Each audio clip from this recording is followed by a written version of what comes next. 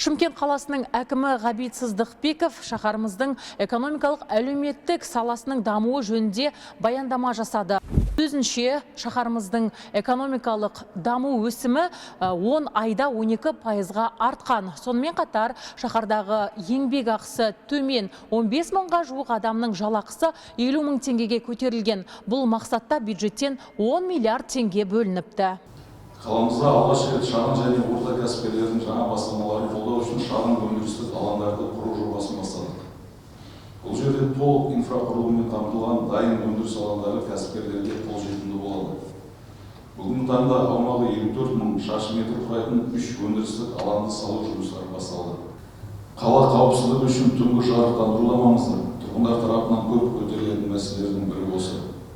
Биылғы жылдан бастап көшені жарықтандыру жұмыстарын 10 есеге ұлғайтып, 1528 көшені жарықтандыру жұмыстары жүргізілуде. Сонымен қатар, биыл қоғамдық тәртіпті күшейту мақсатында жаңадан 2 полиция бөлімшесі және 6 мобильді стационарлық полиция пункті іске қосылады. Одан бөлек бюджет қаржысын үнемдеу мақсатында полиция департаментіне лизинг арқылы 120 көлік құралдары алынды. Сонымен қатар брифинг барысында шаһарымызда әлеуметтік, мәдениет, спорт саласында атқарылған жұмыстарды да тілге тиек етті. Айта кетсек, шаһарымызда еліміздегі ең ірі спорт кешенінің бірі салынады. Ол, яғни 35 мың адамдық көрерменді құрайды. Бүгінгі таңда құрылыс жұмыстары да басталып кетті. Бұдан өзге шаһар басшысы жалпы Ордабасы футбол клубына бюджеттен 5-3 миллиард теңге бөлінгенін де атап өтті. Жалпы мен осы қалаға басшы болып келген уақытта Ордабасы командасының қарызы біршама қарызы болған. Олардың жалпы команданың ойын ағыры жалғастырады ма, қаржылық жағдай қалай, айлықтарын алады ма деген мәселеде тығырыққа тіреліп тұрған мәселелерді орын алды. Солардың бәрін қолға алып, бүкіл қарызды жабуға тура келді. Қазір биыл біршама бюджетті қарастырдық. Олардың біразы келісім шарттарды бұрынғы Ордабасы команданың басшылығы түзеп кеткен келісім шарттарды жабуға, ойыншылардың жалақысы бар оның ішінде ұзартқан келісім шарттары бар. Одан бөлек жаңағы клубтың премьер-лигада өнер көрсететін шығындары бар. Нақтырақ айтқан кезде біз әр келісім шарт үлкен нарықтағы жаңағы айлықтарынан, басқа клубтардан алатын айлықтарынан жоғары деңгейде түзетілген. Одан бөлек білесіздер, УЕФА-ға тіркеледі әр келісім шарт, оны бір жақты бұзуға ешқандай жолы жоқ. Сол себептен биыл 5-3 миллиард қаражат бөлдік Ордабасы клубына. Одан бөлек осы ірі кәсіпкерлермен соларды тартудың арқасында биыл 1 миллиард демеушілік ақша қаралды. Келесі биыл 16 футболшымыз өзінің келісім шарттарын тоқтатады. Келесі жылы біз тек қана осы бүкіл Қазақстан өңірлердегі көрсетілген көрсеткіштен артық бюджет бөлеміз. Қайнарбұлақ саяжайы жетімнің күйін кешіп жатқан жоқ. Қала әкімі журналистердің біріне осылай жауап берді.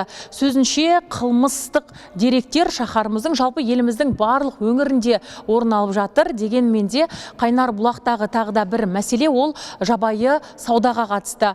Бүгінгі таңда шаһарымызда жалпы 4 арнайы, яғни базар салынып жатыр. Тіпті қазіргі таңда құрылыс материалдарын заңсыз жерде сататын кәсіпкерлерге орындарды беру жұмысы да жүргізілуде.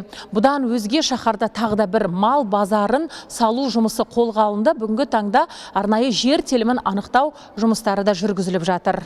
Шағын ауданға барған кезде тұрғындар көтерген мал базарын ашу бойынша мәселе, себебі ол төңіректе жоқ, қаладағы мал базары алыс деп. Оны да қолға алып, қазір таңда жер мәселелерін қарастырып жатырмыз. Сол сияқты Қайнарбұлақта келесі алдымызда заңдастырылатын болады.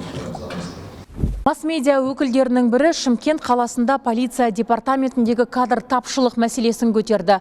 Шаһар басшысының сөзінше, бүгінгі таңда полиция қызметкерлерін жаңа көлікпен қамту жұмысы қолға алындығын тілге тиек етті. Сонымен қатар, қосымша экологиялық полицейлердің санын 50-ге көбейту жұмыстары қолға алынған, ол үшін бюджеттен қаражат та бөлінгенін айтып отыр. Жылдық безендіруге жалпы қала бойынша 80 миллион теңге қарадық. Ол жаңа 5 ауданның әрқайсысына 16 миллион теңгеден түседі. Жалпы біз бұл шешімді қабылдаған кезде былтырғы қолданған шыршалар бар, искусственный ел, сол басқа сол қойылатын заттардың бәрін қолданамыз. Ол бірінші, екіншіден тағы да қосымша бір жалпы іс-шара өткізетін болса, оны міндетті түрде спонсорлық демеушілердің көмегімен жүзеге асыратын боламыз. Жалпы 80 миллион теңге қаралған. Кентте білім саласында да атқарылған жұмыстар өте көп деп айтуға болады. Бүгінгі таңда ұлттық жоба, яғни жайлы мектеп аясында 2 мектеп ел игілігіне берілді. Бұдан өзге жиын барысында дәл осы басқарманың басшысы Нұргүл Шамшиеваның қызметтен не себепті кеткені туралы да сауал қойылды. Ал шаһар басшысы бұл сұраққа былай жауап берді.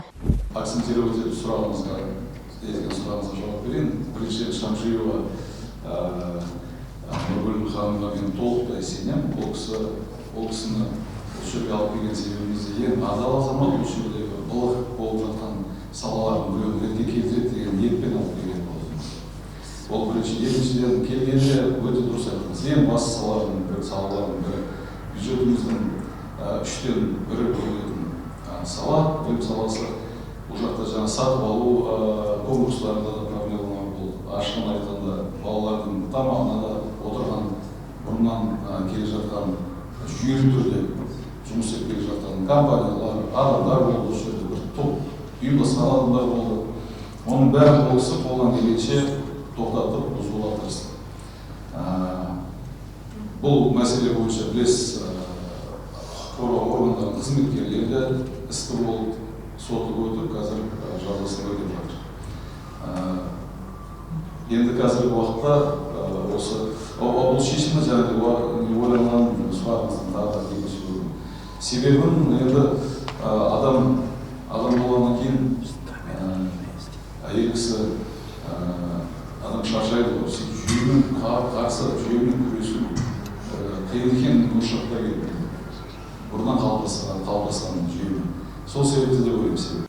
Бүгінгі таңда қалада заңсыз жекенің қолына өткен, сонымен қатар өз міндетін орындамаған сенімгерлік басқаруға өткен нысандар мемлекет меншігіне қайтарылып жатыр. Жиын барысында журналистердің басым бөлігі су ресурстары маркетинг жауапкершілігі шектеулі серіктестігі төңірегіндегі сауалдарды көптеп қойды. Шаһар басшысының сөзінше, бүгінгі таңда мемлекетке қайтару жұмыстары жүргізіліп жатыр. Толық іс-шара аяқталғаннан кейін құжаттарды масс-медиа өкілдеріне көрсетуге де уәде берді. Зерделеу жүргізіліп, бірқатар меншік иелері тарапынан мақсатсыз пайдалану және талаптарды орындамау фактілері анықталды. Біз тек жұмысы заңға қайшы нысандарды мемлекетке қайтару мәселесін көтердік. Ал жұмысы адал, өз міндеттемелерін мерзімінде орындап жатқан меншік иелеріне алаңдауға негіз жоқ. Сонымен қатар Шымкенттегі жол кептелісін жою үшін атқарылып жатқан жұмыстарға да тоқталды. Бұдан өзге өзекті әлеуметтік мәселенің бірі ол қоғамдық көлік саласы. Бүгінгі таңда ережені бұзған автобус жүргізушілеріне айыппұлды 2 есеге дейін көтерілгендігін де тілге тиек етіп отыр. Бұдан бөлек көлік ағымын реттеп кептелісті азайту мақсатында 238 бағдаршам интеллектуалды көлік жүйесіне қосылуда. Сонымен қатар көп жылдан бері өзекті болып келген Шымкент, Тұран шағын аудандардың көше қиылыстарына 38 бағдаршам орнатылады. Қала халқына қолайлы жағдай жасау үшін қоғамдық көлік жүйесінің қызметін одан әрі дамытып келеміз. Біздің негізгі міндет қызмет сапасын арттырып, қала тұрғындарының күнделікті өмірін жақсарту. Осы ретте тұрғындардың әлеуметтік жағдайын ескеріп, биылдан бастап қоғамдық көлікте тегін жүретін азаматтардың санатына 70-тен асқан зейнеткерлер мен мектеп оқушыларын енгізді. Тасымалдаушы компанияларға автобустардың аялдамаға тоқталмауы және тыс жерлерден жолаушыларды отырғызу, түсіру, кешігу фактілері бойынша жауапкершілігі күшейтіліп, салынатын айыппұл көлемін 2 есеге ұлғайтты. Қоғамдық көліктердің қозғалысын бақылап, кестеден ауытқуды автоматты түрде айқындайтын жүйе енгізілді. Нәтижесінде жыл басынан анықталған фактілерге сәйкес 585,5 миллион теңге бюджет қаржысы үнемделді. Ашықтықты қамтамасыз етіп, көлеңкелі ақша айналымын заңдастыру мақсатында қоғамдық көліктердегі қолма-қол ақша төлемін толығымен алып тастап, тек электронды төлем жүргізу бойынша шешім қабылданды. Бұдан өзге салықтан жалтаратын адамдар мекен жайын өзгертсе де салықты төлеуге міндетті екенін тағы да еске салды. Азиза Мадияр, Талғат Әбдінабиев, Уақыт телеарнасы.